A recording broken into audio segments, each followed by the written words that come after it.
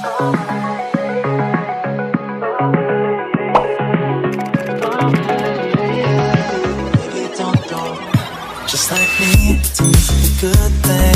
guys! For today's video is get ready with me. Guys lang ako guys.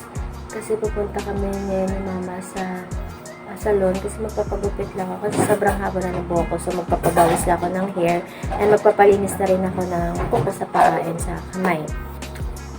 First gamit tayo ng lip balm. Nivea. Ayan. Ito lang ginagamit kong lip balm guys. Para lang ginagawa ko yung makeup ko is nakabawal na rin ito. So, lahat ng makeup ko guys na ginagamit is dito sa packet ko. Mga essential na gagamitin ko. So, dalawa yung gamit ko. Ito yung mini packet and yung big packet. So, sa mini packet ko kasi nakalagay dito yung mga lipstick ko para naka-organize siya ng maayos at hindi sabog-sabog.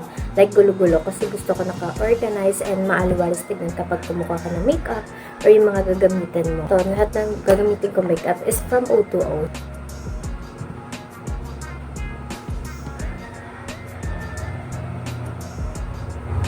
Ayan, gamit tayo ng primer guys.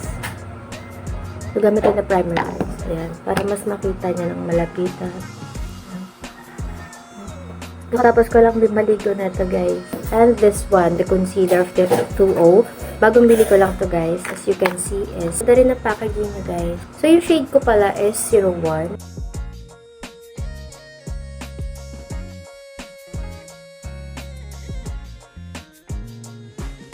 Blend lang natin guys. Ito tayo para mas makikita nyo.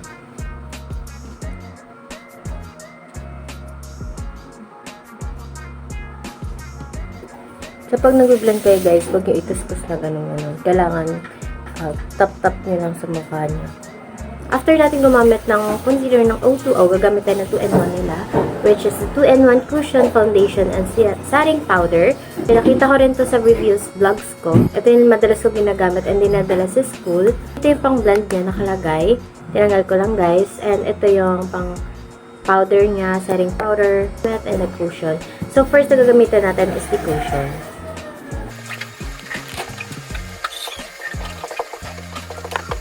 Ganda to guys kasi 2-in-1 na nga siya at madadala mo pa kahit saan. Hindi ka na problema na marami kang dala. Ito lang, 2-in-1 na to at makakapag-makeup ka na ng maayos. So after ka mag-cushion, ayan siya guys. Hindi siya nagbubukbok.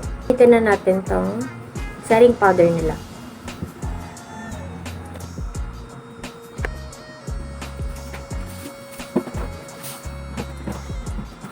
After the face, gamit na tayo ng blush from Ever Belena. Rosy Gold yung ginagamit ko guys. Ayan.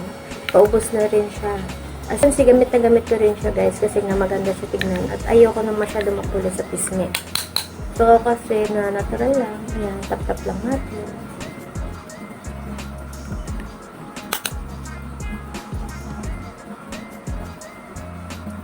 Ito ng lipstick na from O2O din. Nagamit kong shade nila is M11 kasi napakaganda ng shade nila. Ayan, as you can see, paubos na rin siya. Inuubos ko lang to guys kasi sayang.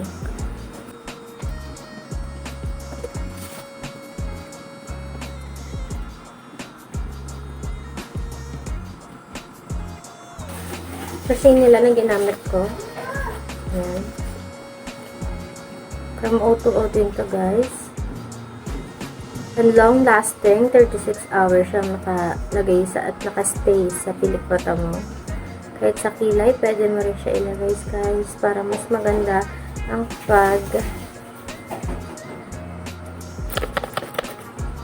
para mas maganda ang kanya.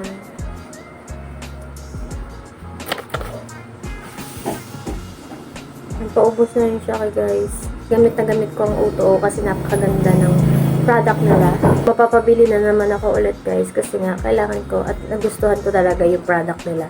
Hindi ka talaga magsisisi lalo na nag-organize mo sa school so maghapon yun. At kapag nasa school ka, syempre hindi naman agad na uuwi ka, marami ka pang gagawin, ayan, mainit, pagpapawisan ka, at si O2O lang ang nagbibigay ng long lasting sa makeup ko. Siya guys, as you can see, wala na, hindi na nag-volume mga kipilik mata guys. Unti na lang, ayan. Unti na lang yung volume na. Kasi nga, ubos na rin siya. Kung kahit anong piga mo dyan, wala nang lalabas. 2-0, baka naman. Paubos na yung product ko. Ubos na po yung product natin. Yan. Spray. Accessories.